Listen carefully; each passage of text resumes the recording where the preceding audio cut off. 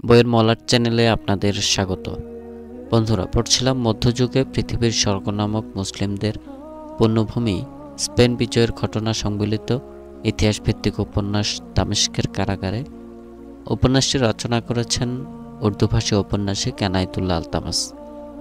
আজ পর্ব এর দশম ও শেষ পর্ব। আশা করছি আপনাদের ভালো লাগবে, আর আপনাদের উৎসাহে অন্য কোনো উপন্যাস বা অন্য কোনো বইয়ের অডিও ভার্সন নিয়ে আসতে আমাকে শক্তি যোগাবে। তাই লাইক, কমেন্ট, শেয়ার ও সাবস্ক্রাইব করে পাশে থাকবেন। ধন্যবাদ।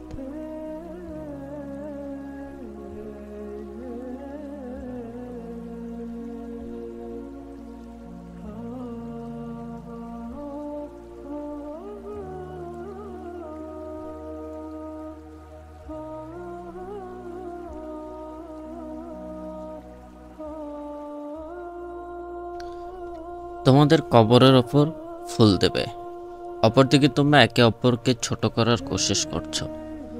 আমি আশ্চর্য হচ্ছি যে মুসার মতো মহান ব্যক্তি, বুদ্ধিমান, ধীসম্পন্ন আমির এত নিচে যদি নামতে পারে, তাহলে মিল্লাতে রাসূল সাল্লাল্লাহু আলাইহি সাল্লামের ভবিষ্যৎ কি হবে? খলিফা ওয়ালিদ অত্যন্ত আত্মমর্যাদা সম্পন্ন ব্যক্তি ছিলেন। তার ছিল আল্লাহর ভয় এবং সর্বকাজ তার সন্তুষ্টির জন্য করতেন। তিনি ভীষণ অসুস্থ ছিলেন। ডাক্তার তাকে বিছানায় বিশ্রামে থাকতে বলেছিলেন, কিন্তু স্পেন বিজেতাদের আগমন বার্তা তাকে মসজিদে নিয়ে এসেছিল। তিনি কেবল মসজিদেই আসেননি, বরং জুমার ইমামতিও করেছিলেন। তিনি বেশ হাসি খুশি ছিলেন, কিন্তু মুসার হীনতা ও তারেক মুগিসের কথাবার্তায় অত্যন্ত কষ্ট পেলেন। ফলে মুহূর্তের মাঝে তার অসুস্থতা বেড়ে গেল। খলিফা খুব কষ্টে বললেন, এদের সকলকে 50,000 করে স্বর্ণমুদ্রা ইনাম দিয়ে দাও, কাউকে বাদ দেবে না। খলিফার অবস্থা খুবই খারাপ হয়ে গেল। তাকে বিছানায় শুয়ে দিয়ে ডাক্তার তলব করা হলো। ডাক্তার এসে দেখে রাগান্বিত হয়ে বললেন, তোমরা আমিরুল মুমিনিনকে মেরে ফেলেছ। তারপর খলিফা ওয়ালিদ এর আর সেরে উঠলেন না। কয়েকদিনের মাঝেই এই ধরাধম ত্যাগ করে পরলোক পাড়ি জমালেন। খলিফা ওয়ালিদ তার জীবদ্দশায় তার বড় ছেলেকে নিজ স্থলাভিষিক্ত করেছিলেন, কিন্তু লিখিতভাবে ফরমান জারি করার অবকাশ মৃত্যু তাকে দেয়নি। এর থেকে সুলাইমান উপকৃত হলেন। তিনি খলিফার পদে আসীন হলেন। খুতবাতে তার নাম অন্তর্ভুক্ত হল। খলিফার মসনদে সুলাইমান আসীন হয়ে তার দরবারে মুসাকে তলব করলেন। সুলাইমানের কথা অমান্য করাতে এমনিতেই মুসার ওপর রাগান্বিত ছিলেন, কিন্তু বিপুল পরিমাণ হাদিয়া তোহফা ওয়ালিদকে পেশ করতে দেখে সুলাইমানের সে রাগ দুশ্মনীতে পরিণত হল। সুলাইমান: মুসা ইবনে নুসাইর, আজ থেকে তুমি কোনো দেশের আমির নও, তুমি মিথ্যেবাদী ও খেয়ানতকারী। তারপর সুলাইমান দরবার ভর্তি জনসম্মুখে টেবিলের ঘটনা, মুগিসি রুমির অভিযোগ ও নিজের পক্ষ হতে আরও কিছু অভিযোগ পেশ করে তাকে কয়েদখানাতে প্রেরণের নির্দেশ দিলেন। কৃতকর্মের দিক থেকে সুলাইমান পূর্ণমাত্রায় তার বড় ভ্রাতা ওয়ালিদের বিপরীত ছিলেন। ওয়ালিদকে যদি দিবালোকের সূর্যের সাথে তুলনা করা হয়, তাহলে তাকে তুলনা করতে হয় নিকষ কালো রাতের সাথে। তিনি প্রথম খলিফা যিনি আমিরের রূপ ধারণ করেছিলেন। শরীয়তের বিধান মোতাবেক মুসাকে কাজী এর দরবারে পেশ করার দরকার ছিল, তারপর শাস্তি বা ক্ষমা যা করার কাজী করতেন। কিন্তু সুলাইমান বিচার নিজের হাতে নিয়ে তাকে কয়েদখানায় পাঠিয়ে দিলেন। তাকে কেবল কয়েদখানাতে পাঠিয়ে সুলাইমান ক্ষান্ত হলেন না, বরং কয়েদখানাতে নির্দেশ পাঠালেন তাকে যেন এমন কঠোর শাস্তি দেওয়া হয় যাতে মৃত্যুর দরজায় পৌঁছে যায়, তবে জীবিত থাকে। এটা অত্যন্ত গুরুতর অন্যায় নির্দেশ ছিল, যার অনুমতি শরীয়ত আদৌ দেয়নি। মুসার বয়স 80-র দোরগোড়ায় পৌঁছেছিল। কোনো প্রকার কষ্ট ভোগ করার ক্ষমতা তার ছিল না, কিন্তু প্রখর রৌদ্রের তপ্ত বালুর উপর তাকে শুইয়ে দেওয়া হতো। কোনো সময় প্রচণ্ড রৌদ্রের মাঝে একটা থামের সাথে বেঁধে রাখা হতো। খলিফা ওয়ালিদ মুসাকে যে মুদ্রা দিয়েছিলেন তার সমুদায় এবং মুসার ব্যক্তিগত তাবৎ সম্পত্তি সুলাইমান বাজেয়াপ্ত করেছিলেন, যার ফলে তার খানদানের লোকরা অনাহারে অর্ধাহারে থাকতেছিল। তারা দুবেলা দুমুঠো অন্যের জন্য মজদুরি করতে লাগলো। এরপরও সুলাইমানের প্রতিশোধের আগুন ঠান্ডা হয়নি। 1.5 বছর পর যখন মুসাকে বিলকুল চেনার উপায় ছিল না, সুলাইমান হজ্জে গিয়ে ছিলেন, তখন পায়ে শিকল পরে মুসাকেও সাথে নিয়ে গিয়েছিলেন। ভিক্ষে করার জন্য তাকে 7 সকালে কাবার সম্মুখে বসিয়ে দেওয়া হলো। সারাদিন মুসা হাজিদের কাছে ভিক্ষে চাইতেন। সন্ধ্যাবেলা সুলাইমানের লোকরা তাকে সেখান থেকে নিয়ে যেত। সারাদিনের ভিক্ষের পয়সা তার থেকে নিয়ে নেওয়া হতো। সুলাইমান তার উপর জরিমানা নির্ধারণ করেছিলেন। তাকে বলা হয়েছিল ভিক্ষে করে সে জরিমানার টাকা পরিশোধ করবে। পূর্ণ টাকা শেষ হলে তাকে মুক্ত করা হবে। এ হলো এক স্পেন বিজেতার পরিণাম। তারেক ইবনে জিয়াদ ও মুগিসে রুমির সাথে যে ব্যবহার করেছেন তা নিঃসন্দেহে নিন্দনীয়, কিন্তু মুসার বীরত্ব, সাহসিকতা, বুদ্ধিমত্তা, বিজয়, সফলতা এত বেশি ছিল যে তিনি ক্ষমা পাবার যোগ্য ছিলেন। মুসা জীবনের পুরোটা যুদ্ধের ময়দানে কাটিয়েছিলেন। তিনি বর্বরদেরকে আরবদের তুলনায় নিচু জ্ঞান করেছিলেন ঠিক, কিন্তু এটাও তার সফলতা ছিল যে তিনি বর্বরদের মতো অবাধ্য কমকে এক পতাকা তলে একত্রিত করেছিলেন। বর্বররা কোনোদিন কার আনুগত্য স্বীকার করেনি। মুসা একমাত্র ব্যক্তি যিনি তাদেরকে দামেস্কের খেলাফতের অনুগত করেছিলেন। এবং তারেক ইবনে জিয়াদ তারই হাতে গড়া সিপাহ সালার ছিলেন, যিনি যৎসামান্য সৈন্য নিয়ে স্পেনের প্রতিরক্ষা ব্যবস্থা চূর্ণ বিচূর্ণ করে স্পেন অতিক্রম করে ফ্রান্স পর্যন্ত ইসলামের ঝান্ডা উড্ডীন করেছিলেন। মুসার ব্যক্তিত্ব নিম্নের ঘটনা থেকে ফুটে ওঠে। একদা সুলাইমান মুসাকে হত্যার নির্দেশ দিলেন। সে সময় আমির ইবনে মুহাল্লাব তথায় উপস্থিত ছিলেন, যে ছিল মুসার মঙ্গলকামী, ও সুলাইমানও তাকে মান্য করতেন। সে সুলাইমানকে বলল মুসাকে ক্ষমা করে দেওয়ার জন্য। সুলাইমান ইবনে মুহাল্লাবের কথা মতো তাকে হত্যার হাত থেকে রেহাই দিলেন, কিন্তু মাফ করলেন না। মুহাল্লাব গোস্বান্বিত হয়ে কয়েদখানায় গিয়ে দেখতে পেল মুসা রৌদ্রে দাঁড়িয়ে রয়েছে, তার মাথা ঘুরছে। তারপর কিছুক্ষণ পরে মুসা মাটিতে পড়ে গেলেন। তাকে কুটুরিতে নাও, পানি পান করাও। মুহাল্লাব নির্দেশ দিলেন। মুসাকে উঠিয়ে কামরাতে নিয়ে গিয়ে তার মুখে পানি দেওয়া হলো এবং চেহারাতে পানির ছিটা দেওয়া হলো। তখন তিনি সম্বিত ফিরে পেলেন। আমাকে চিনতে পারছো ইবনে নুসাইর? মুহাল্লাব জিজ্ঞেস করল। মুসা বড় কষ্টে চোখ খুলে বললেন, হ্যাঁ, তুমি আমার বন্ধু ইবনে মুহাল্লাব। তুমি কি আমাকে মুক্ত করতে এসেছ, নাকি দেখতে এসেছ আমি কবে মৃত্যুবরণ করব? মুহাল্লাব, আজকেই তুমি মৃত্যুবরণ করতে। সুলাইমান তোমাকে কতলের হুকুম দিয়েছিলেন। তোমার জীবন আমি রক্ষা করেছি, কিন্তু তোমার সে ঘোরতর শত্রু তোমাকে ক্ষমা করেনি। তোমার বিবেক বুদ্ধি কি লোপ পেয়েছিল ইবনে নুসাইর? আমি আশ্চর্য হয়ে যাচ্ছি, তুমি খলিফার আহ্বানে কেন এখানে এলে? তোমার যোগ্যতা ও বীরত্বের নজির কেউ পেশ করতে পারবে না। তোমার নজির কেবল তুমিই। তুমি জানতে খলিফা অসুস্থ এবং এমন দুর্বল হয়ে পড়েছেন, সুস্থতা ফিরে পাওয়া সম্ভব নয়। তুমি এটাও অবগত ছিলে ওয়ালিদের পরে তার ভাই সুলাইমান খিলাফতের মসনদে সমাসীন হবেন, আর তিনি তোমার দুশমন। তোমার বিরুদ্ধে তার একটা বাহানার প্রয়োজন ছিল, তা তিনি পেয়ে গেছেন। আমি না এলেও ওয়ালিদ অত্যন্ত রাগান্বিত হতেন। তার হুকুম ছিল বড় কঠোর। ইবনে মুহাল্লাব, তুমি না আসতে, তুমি একটা মূলক বিজয় করেছিলে। তারেক ইবনে জিয়াদ, মুগিস রুমি, অন্যান্য সাল্লাররা তোমাকে কেবল আমির নয়, তারা নিজের পিতা মনে করত। তাছাড়া তোমার কাছে ছিল একদল যুদ্ধবাজ ও লড়াকু সৈন্য, ধনসম্পদও কম ছিল না। তারপর তুমি দামেস্কের জাহান্নামে কেন এলে? স্পেনের স্বাধীন সুলতান হয়ে যেতে। দামেস্ক থেকে কোনো খলিফা তোমার বিরুদ্ধে সৈন্য পাঠাতেন না। মাঝখানে সমুদ্র ছিল বড় বাধা। মুসা, ইবনে মুহাল্লাব, আমি পাপী, তবে আমিরুল মুমিনিনের নির্দেশ অমান্যকারী পাপী হতে চাইনি। তারেক ইবনে জিয়াদ আমার হুকুম অমান্য করার দরুন তাকে আমি ব্যত্রাঘাত করেছিলাম। আমাদের বিজিত প্রতিটি দেশের আমির যদি কেন্দ্র থেকে বিচ্ছিন্ন হয়ে স্বাধীনভাবে চলার চিন্তা ভাবনা করে, তাহলে ইসলামী সালতানাত হবে চূর্ণ বিচূর্ণ। উম্মতে মুহাম্মদের মাঝে আসবে পরিবর্তন, আর ইসলাম কেবল মক্কার মাঝে সীমাবদ্ধ হয়ে পড়বে। ইবনে মুহাল্লাব, ধন্যবাদ ইবনে নুসাইর। আমি যা বললাম তাই তুমি করবে, এটা আমার উদ্দেশ্য ছিল না। আমি তোমার অভিপ্রায় জানতে চেয়েছিলাম। খলিফা সুলাইমানের সাথে যাতে তোমার মীমাংসা হয়ে যায়, এ ব্যাপারে আমি এখন চেষ্টা করব। সে সময় মুসা যা বলেছিলেন তা আজও ইতিহাসে লিপিবদ্ধ রয়েছে।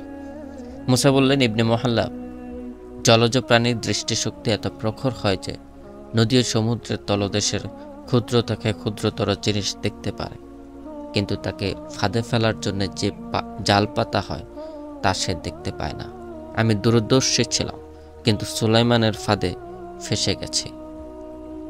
তারপর মুহাল্লাব মুসা ইবনে নুসাইরের বিজয় গৌরব তুলে ধরে সুলাইমানের কাছ থেকে তাকে মুক্ত করার বহু কোশিশ করলো, কিন্তু সুলাইমান পাথরের মতো তার সিদ্ধান্তে অবিচল থাকলেন, মুসাকে ক্ষমা করলেন না। সে সময় মুগিসি রুমি কতল হলেন। তাকে কে কতল করলো তা সুস্পষ্ট জানা না গেলেও দলিল প্রমাণ দ্বারা বোঝা যায় সুলাইমানই তাকে কতল করিয়েছিলেন। সুলাইমান খিলাফতের বাগডোর হাতে নিয়ে ইসলামের গৌরবান্বিত ব্যক্তিদেরকে কতল করেছিলেন। ভারতবর্ষে ইসলামের পতাকা উড্ডীনকারী সিন্ধু বিজেতা মুহাম্মদ ইবনে কাসেমকে সুলাইমান দামেস্কের এই কয়েদখানাতে বন্দী করে অমানবিক নির্যাতন নিপীড়নের পর নির্মমভাবে হত্যা করেছিলেন। সমরকন্দ বিজেতা কুতাইবা বিন মুসলিমকে সুলাইমান দামেস্কের কারাগারে কতল করেছিলেন। ইয়াজিদ ইবনে আবু মুসলিম ইরাকের গভর্নরকে সুলাইমান বন্দী করেছিলেন। সুলাইমানের কোনো বন্ধু থেকে থাকলে তা ছিলেন ইবনে মুহাল্লাব। তার পূর্ণ নাম হলো ইয়াজিদ ইবনে মুহাল্লাব। ধন সম্পদ বিনষ্টকারী ও বিলাসী ব্যক্তি ছিলেন। সে বাইতুল মালের 60,000 দিরহাম তসরফ করেছিল। হাজ্জাজ এই অপরাধে তাকে কয়েদ করেছিলেন, কিন্তু সেই কয়েদখানা থেকে পালিয়ে গিয়েছিল। তারপর হাজ্জাজের ইন্তেকালের পর সে ফিরে আসে। পরে সুলাইমান তাকে পূর্বপদে বহাল করেছিলেন এবং বলেছিলেন, মুহাল্লাবের সন্তানের প্রতি কেউ চোখ তুলে তাকাতে পারবে না। এ দ্বারা অনুমেয় যে সুলাইমান যেমন দুষ্ট প্রকৃতির ছিলেন, তেমনি ধরনের লোককে তিনি বড় বড় পদে অধিষ্ঠিত করেছিলেন। তারেক ইবনে জিয়াদ একদিক থেকে বড়ই সৌভাগ্যশালী ছিলেন। তিনি সুলাইমানের হাতে নিহত হননি, সম্ভবত এই কারণে যে তারেক ছিলেন বর্বর। সুলাইমানের সাথে তার কোনো খানদানি দুশ্মনী ছিল না এবং তার সাথে নেতৃত্বের ব্যাপারে কোনো জটিলতা ছিল না, যা ছিল হাজ্জাজ ইবনে ইউসুফের সাথে। খলিফা মুসাও তারেককে ইনাম দিয়েছিলেন, কিন্তু সুলাইমান মুসাকে সেই ইনাম হতে বঞ্চিত করেছিল। পক্ষান্তরে তারেককে আরও টাকা পয়সা বাড়িয়ে দিয়ে বলেছিলেন, বাকি জিন্দেগি ঘরে বসে অতিবাহিত করুন। ইতিহাসে পাওয়া যায় না তারেক ইবনে জিয়াদ বাকি জীবন কোথায় কাটিয়েছেন, দামেস্কে ছিলেন না আফ্রিকা চলে গিয়েছিলেন। ইতিহাস কেবল এতটুকু বর্ণনা করে যে সুলাইমান তারপরে তারেককে আর কোনো লড়াইয়ে সামিল করেননি। স্পেন বিজেতা যিনি স্পেন সীমান্তে গিয়ে কিস্তি চালিয়ে দিয়েছিলেন যাতে ফেরার চিন্তা মাথায় না আসে, তার মতো মহান ব্যক্তিত্ব ইতিহাসে হারিয়ে গিয়েছিলেন। কিন্তু মুসলমানরা তার নাম কিভাবে বিস্মৃত হবে, যাকে স্বয়ং রাসূল সাল্লাল্লাহু আলাইহি ওয়াসাল্লাম স্বপ্নে বিজয়ের সুসংবাদ দিয়েছিলেন। তার নাম বিস্মৃত হবার বদলে এমনভাবে ঝলকে উঠেছে যে আজ ইসলামী জগতের আনাচে কানাচে তার নাম স্বর্ণাক্ষরে লিপিবদ্ধ। কোনো অমুসলিমও যদি স্পেনের কথা আলোচনা করে, তাহলে তারেক ইবনে জিয়াদের নাম কেবল স্মরণ নয়, বরং অকৃপণতার সাথে তাকে জানায় সাধুবাদ। মুসা ইবনে নুসাইর কয়েদখানায় মৃত্যুর প্রহর গুনছিলেন। অপরদিকে তার ছেলে আব্দুল আজিজ আমির স্পেন, সে মুলুকের লোকদের অবস্থা পরিবর্তন করেছিলেন। আব্দুল আজিজ ছিলেন দুনিয়া বিমুখ, রাসূল করিম সাল্লাল্লাহু আলাইহি সাল্লামের আশেক। তিনি অত্যন্ত অভিজ্ঞতা ও ইসলামী বিধি অনুপাতে মুসলমান ও খ্রিস্টানদের মাঝে ঐক্য সৃষ্টি করে উভয়কে এক জাতিতে পরিণত করেছিলেন। স্পেনে বেগার ও গোলামি পদ্ধতি চালু ছিল। সেখানকার খ্রিস্টান ও ইহুদি আমির ওমরারা দরিদ্র কৃষক মজুরদেরকে অন্ন বস্ত্রের বিনিময়ে গোলামের মতো ব্যবহার করত। এসব দরিদ্র লোকরা জমি ক্রয় ও বাড়ি বানানোর অধিকার থেকে বঞ্চিত ছিল। আব্দুল আজিজ যে নির্যাতনমূলক প্রথার বিরুদ্ধে নির্দেশ জারির পরিবর্তে ঘোষণা দিলেন, যেসব মজদুর ইসলাম গ্রহণ করবে সে বেগার খাটা ও গোলামের হাত থেকে নিষ্কৃতি পাবে এবং সে জমি ও বাড়ির মালিকত্ব প্রতিষ্ঠা করতে পারবে। তার এই ঘোষণা এত ফলপ্রসূ হলো যে অতি দ্রুত মানুষ দলে দলে ইসলাম গ্রহণ করতে লাগলো। ইহুদি ও খ্রিস্টানদের উপাসনালয় দিন দিন বিরান হতে লাগলো। নতুন নতুন মসজিদ তৈরি হতে লাগলো। স্পেনের কিছু শহরে সেকালের মসজিদ এখনও বিদ্যমান রয়েছে। আব্দুল আজিজ স্পেনের নিগৃহীত লাঞ্ছিত মানবতা উদ্ধার করলেন। প্রতিটি মানুষকে দিলেন তার প্রাপ্য মর্যাদা। খ্রিস্টানদের ধর্ম তাদের উপাসনার ব্যাপারে কোনো প্রকার বাধা সৃষ্টি করলেন না। তবে পাদ্রীরা ধর্মের আড়ালে যেসব অপকর্মের বীজ বপন করেছিলেন তা তিনি খতম করে দিলেন। এমনইভাবে বড় পাদ্রী যে কর্তৃত্ব প্রতিষ্ঠা করেছিল তা মিটিয়ে দিলেন। আব্দুল আজিজ ছিলেন স্পেনের প্রথম আমির। দীর্ঘদিন যুদ্ধ বিগ্রহের দরুন দেশের মাঝে অস্থিরতা বিরাজ করছিল। মানুষজন ঘর বাড়ি ছেড়ে পালিয়ে গিয়েছিলেন। আব্দুল আজিজ এমন ব্যবস্থা করলেন যাতে পালিয়ে যাওয়া লোক ঘর বাড়িতে ফিরে এলো। আব্দুল আজিজ নওয়াব জাগিরদারদের দৌরাত্ম্য খতম করে সাধারণ মানুষের অধিকার প্রতিষ্ঠা করলেন। ব্যবসা বাণিজ্য কারবারের সুব্যবস্থাপনা করার দরুন মানুষের অভাব অনটন বিদূরিত হল। আব্দুল আজিজ ছিলেন এক বিজ্ঞ ও আমলদার আলেম। তাবলীগের মাধ্যমে নয়, বরং আমল আখলাকের দ্বারা ইসলামকে সকলের কাছে করে তুলেছিলেন গ্রহণীয়। ইসলাম গ্রহণ করাকে মানুষ গৌরবের বিষয় মনে করতে লাগলো। নিজে ফজর ও জুমার ইমামতি করতেন, কিন্তু তার স্ত্রী ইঞ্জেলা তার জন্য প্রতিবন্ধক হয়ে দাঁড়িয়েছিল। আব্দুল আজিজের মতো দৃঢ়চেতা সাহসী আলেম যখন ইঞ্জেলার কাছে যেতেন তখন চুপসে যেতেন। ইঞ্জেলা খ্রিস্টান হবার দরুন বেপরদা ঘোরাফেরা করত এবং অধীনতদের ওপর কর্তৃত্ব চালাত। তার দীর্ঘদিনের আশা ছিল রানী হবার, তা সে হয়েছে, ফলে রানীর মতো হুকুম প্রয়োগ করত। আব্দুল আজিজের দুর্বলতা ছিল তিনি ইঞ্জেলার প্রেমে পাগল ছিলেন। ইঞ্জেলা তার কথা মালার জাদু বলে হৃদয় কাড়া আচরণে আব্দুল আজিজের উপর প্রাধান্য বিস্তার করত। আব্দুল আজিজ ছিলেন সাধাসিধে, রাজা বাদশাহদের মতো চলাফেরা পছন্দ করতেন না, কিন্তু ইঞ্জেলা এমন সব পন্থা গ্রহণ করলো যা আব্দুল আজিজের শাহী অবস্থা সৃষ্টি করল। তাই ভাবে যে কেউ যদি সাক্ষাৎ করতে আসতো তাহলে ইঞ্জেলা খাদেম পাঠিয়ে বলে দিত, আমির এখন সাক্ষাৎ করতে পারবেন না, পরে এসো। যদি কোনো সেনাপতি বড় অফিসার আসতেন তাহলে ইঞ্জেলা নিজের সাথে সাক্ষাৎ করে আলাপ আলোচনা করত। অধিকাংশ ক্ষেত্রে ইঞ্জেলা নিজে সিদ্ধান্ত দিত। স্বামীর বর্তমানে স্ত্রী কর্তৃত্ব খাটাবে, রাষ্ট্রের ব্যাপারে সিদ্ধান্ত দেবে, এই বিষয়টা মুসলমানদের কাছে ছিল নিন্দনীয়। মুসলমানদের মাঝে তো নিয়ম ছিল, যে কোনো সময় যে কোনো ব্যক্তি গভর্নর, বড় অফিসার, এমনকি আমিরুল মুমিনিনের সাথে সাক্ষাৎ করতে পারত। গভীর রাতেও তাদেরকে ঘুম থেকে উঠাতে পারত। ইঞ্জেলা যে পন্থা অবলম্বন করেছিল তাতে সালারা শহরের অফিসাররা অসন্তুষ্ট হয়ে উঠেছিল। আব্দুল আজিজের কাছে তারা অভিযোগ করলে তিনি হেসে উড়িয়ে দিয়ে ছিলেন। একদিকে আব্দুল আজিজের কৃতিত্ব ছিল যে তিনি ইসলামকে সরকারি ধর্ম বানানোর সাথে সাথে মানুষের অন্তরে বসিয়ে দিয়েছিলেন। দিবারজনী মেহনত করে এমন নিয়মকানুন চালু করেছিলেন যাতে সর্বসাধারণ ফিরে পেয়েছিল ইজ্জত সম্মান। অপরদিকে আব্দুল আজিজের অবস্থা ছিল একজন রমণীকে পিঠে সোয়ার করে সাথী সঙ্গী বন্ধু বান্ধবের হয়ে ছিলেন বিরাগভাজন। ইঞ্জেলা আব্দুল আজিজের জন্য নিয়মিত দরবার ব্যবস্থা করে তাতে পূর্ণ পাহারার ব্যবস্থা করল, যা একজন বাদশাহর দরবারে হয়ে থাকে। এই বিষয়টাও ছিল ইসলামী নীতির পরিপন্থী। ইঞ্জেলা গভর্নরদের ওপর কর্তৃত্ব খাটানো শুরু করলো। গভর্নররা সকলে বসে আলোচনা করলো, বিষয়টা খলিফাকে অবহিত করা হবে, কিন্তু কেউ কেউ এতে ভালো বাধা দিয়ে বললেন সরাসরি আব্দুল আজিজের সাথে আলোচনা করলে ভালো হয়। পরিশেষে এটা সিদ্ধান্ত হয়। আব্দুল আজিজ ব্যস্ত থাকার দরুন গভর্নরদের সাথে সাক্ষাৎ করতে পারলেন না। বস্তুত ইঞ্জেলাই তাকে সাক্ষাতের সুযোগ দেয়নি। সে সময় ইঞ্জেলা আব্দুল আজিজকে আরেকটা পরামর্শ দিল, তা হলো ইঞ্জেলা আব্দুল আজিজকে বলল, তুমি হলে মুলুকের সর্বময় ক্ষমতার অধিকারী বাদশাহ। আমি লক্ষ্য করছি মুসলমান গভর্নররা তোমার সমমর্যাদার দাবিদার। তুমি তাদেরকে বলো তারা যখন তোমার সাথে সাক্ষাৎ করতে আসে তখন তারা যেন তোমাকে ঝুঁকে সালাম করে, যাতে তাদের অন্তরে তোমার ভীতি জাগ্রত হয়। তা না হলে একদিন তারা তোমার আনুগত্য অস্বীকার করে বসবে। এটা হয় না ইঞ্জেলা, আমি এতদূর পর্যন্ত পৌঁছতে পারবো না। আমাদের আল্লাহ ও তার রাসূল সাল্লাল্লাহু আলাইহি সাল্লামের নির্দেশ, একমাত্র আল্লাহর সামনে ছাড়া মানুষ কারো সামনে মাথা নত করতে পারে না। একজন মানুষ আর অপর মানুষের সামনে ঝুঁকতে পারে না। আল্লাহ ছাড়া অন্য কারোর সামনে নত হওয়া বড় গুনাহ। ইঞ্জেলা আব্দুল আজিজকে তার কথা মানানোর জন্য বহু কোশিশ করলেন। আব্দুল আজিজ মানলেন না, কিন্তু ইঞ্জেলা এমন রমণী ছিল যে তার কথা মানিয়ে ছাড়ত। এজন্য সে আব্দুল আজিজের সাক্ষাতে যারা আসতো তাদের জন্য পৃথক একটা ঘর তৈরি করে সে ঘরের দরজা এমনভাবে তৈরি করল তাতে না ঝুঁকে ঘরে প্রবেশ সম্ভবপর হলো না। আব্দুল আজিজ সে ঘরে বসতে লাগলেন, দর্শনার্থীরা এভাবে ঝুঁকে ঘরে প্রবেশ করতে লাগলো।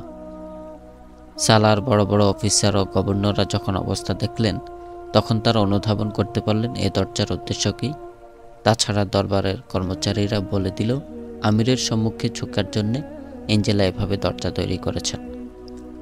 তাদের অন্তরে এমন আঘাত লাগলো কেউ তা সহ্য করতে পারলেন না। সকলে বললেন এতে আমাদেরকে নয় বরং ইসলামের মর্যাদাহানির জন্যে এ পন্থা গ্রহণ করা হয়েছে। সে সময় আব্দুল আজিজ স্পেনের বিপুল পরিমাণ রাজস্ব একজন নায়েবে সালারের মাধ্যমে দারুল খেলাফত ও বাইতুল মালের জন্য দামেস্কে পাঠালেন। নায়েবে সালার দামেস্কে পৌঁছে বিপুল পরিমাণ রাজস্ব সম্পদ ও কিছু তোহফা সুলাইমানের দরবারে পেশ করল। সুলাইমান: স্পেনের কি অবস্থা, কেমন চলছে সেখানকার হুকুমত? সালার: হুকুমত তো ঠিকই চলছে আমিরুল মুমিনিন, কিন্তু হুকুমতের পরিচালক ঠিকমতো চলছে না। সুলাইমান: পরিষ্কারভাবে সবকিছু খুলে বলো। মনে হচ্ছে সেখানে এমন কিছু হচ্ছে যা হওয়া সমীচীন নয়। সালার: আমিরুল মুমিনিন, আপনার এই প্রশ্নের জবাব স্পেনে এই সময় যেসব সালার ও গভর্নর রয়েছে তারা দিচ্ছেন। তারা আমাকে এ দায়িত্ব অর্পণ করেছেন, আমি যেন স্পেনের সকল অবস্থা আপনাকে অবগত করি। স্পেনে এখন এক অমুসলিম রমণী রাজত্ব করছে। সুলাইমান: এ রমণী সে নয় তো যে খ্রিস্টান অওরতের সাথে আব্দুল আজিজ ইবনে মুসা শাদী করেছে? সে রমণী হয়তো এখনও ইসলাম গ্রহণ করেনি। সালার: সেই আমিরুল মুমিনিন, তার নাম ইঞ্জেলা। আমির আব্দুল আজিজ তাকে রানী বানিয়ে রেখেছেন। সে বড় বড় হাকিমদেরকেও আমিরের সাথে সাক্ষাৎ করতে দেয় না। সেখানে বাদশাহদের মতো দরবার বসে এবং কর্তৃত্ব চলে ইঞ্জেলার। সালার সকল বিষয়ের বিবরণ দিল, ছোট দরজার কথাও বলল। সালার: সেখানের একজন অফিসার কর্মকর্তা আমিরের ওপর খুশি নন। খুশি অখুশি বড় কথা নয়, তবে বড় কথা হলো সেখানের সালার ফৌজ ও শহরবাসী যে কোনো সময় আমিরের বিরুদ্ধে বিদ্রোহ করতে পারে। তারা সকলেই উত্তপ্ত। খলিফা সুলাইমান আর কিছু শুনতে চাইলেন না, রাগে গর্জে উঠলেন। মুসার খানদানের কোনো ব্যক্তির বিরুদ্ধে সামান্যতম বাহানার প্রয়োজন ছিল, তা তিনি পেয়ে গেলেন। খলিফা আগে থেকেই রেগেছিলেন। মুসা তার ছেলেকে আমির নিযুক্ত করে এসেছেন। সুলাইমান: তুমি চলে যাও, সকলকে বলবে তাদের এই অভিযোগ আমি মিটিয়ে দেব। একদিন আমির স্পেন আব্দুল আজিজের বিরুদ্ধে সকল অভিযোগ এভাবে খতম হলো যে এক সকালে আব্দুল আজিজ ফজর নামাজের ইমামতির জন্য দাঁড়িয়েছেন। সূরা ফাতিহা পড়ে সূরা ওয়াকিয়া সবেমাত্র শুরু করেছেন।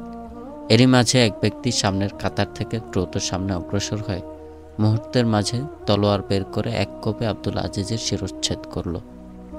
কোনো নামাজিরা বিষয়টা বুঝে ওঠার পূর্বেই ঘাতক আমির স্পেনের শির নিয়ে উধাও হয়ে গেল। ২০-২৫ দিন পর মখমল আবৃত চামড়ার থলেতে আব্দুল আজিজের মস্তক সুলেমানের দরবারে এসে পৌঁছল। সুলেমান নির্দেশ দিলেন, আমির স্পেনের শির কয়েদখানাতে নিয়ে গিয়ে তার বাপ মুসার সম্মুখে রেখে দাও। সুলেমানের নির্দেশে মোতাবেক আব্দুল আজিজের মস্তক কয়েদখানায় মুসার সম্মুখে রাখা হলো। মুসা পূর্বেই অমানবিক নির্যাতন, গঞ্জনা ও দুঃখে কষ্টে ভেঙে পড়েছিলেন। ছেলের মাথা দেখে মূর্ছা গেলেন।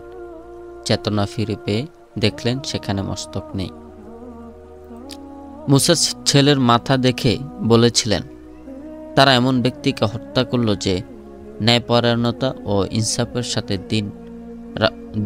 দিনে করত রাষ্ট্র পরিচালনা আর রাতে বেলা করত আল্লাহর ইবাদত। আমার ছেলে কায়েমুল লাইল ও সাইমুন নাহার তথা রজনীতে সালাত সমাপনকারী ও দিবসে রোজা পালনকারী ছিল। মুসার এই কথার সত্যায়ন ইতিহাসও পাওয়া যায়। কিন্তু আব্দুল আজিজ অনুধাবন করতে পারলেন না যে কোনো রমণীকে পিঠে সোয়ার করলে মেধাবুদ্ধিতেও সে সোয়ার হয়। সে এটাও বুঝতে পারলেন না যে রমণীরাই বাদশাহদের সিংহাসন করেছে ভুলুণ্ঠিত, বহুদেশ করেছে বরবাদ। এ ভুল আব্দুল আজিজ থেকে হলো, কিছু তার জ্ঞাতসারে আর কিছু অজ্ঞাতসারে। মুসা ইবনে নুসাইর তার ছেলের কর্তৃত্ব শির দেখে মাত্র কয়েকদিন জীবিত ছিলেন। 716 খ্রিস্টাব্দের মাঝামাঝি তিনি পরলোক গমন করেন। তার 1 বছর পরই সুলাইমানও বিদায় নেন। জুলিয়ন পুনরায় শিওয়াস্তা এর গভর্নর নিযুক্ত হয়েছিলেন। তিনি ইসলাম গ্রহণ করেছিলেন। 10ম শতাব্দীতে আবু সুলাইমান আইয়ুব নামে একজন বড় আলেম অতিবাহিত হয়েছেন। তিনি জুলিয়নের বংশধর ছিলেন। এক ইহুদি জাদুকর বলেছিলেন, স্পেন ভূমি রক্ত চেয়েছে এবং চাইতেই থাকবে, খুন প্রবাহিত হয়েছে এবং হতেই থাকবে। তার এই কথা সত্য প্রমাণিত হয়েছে।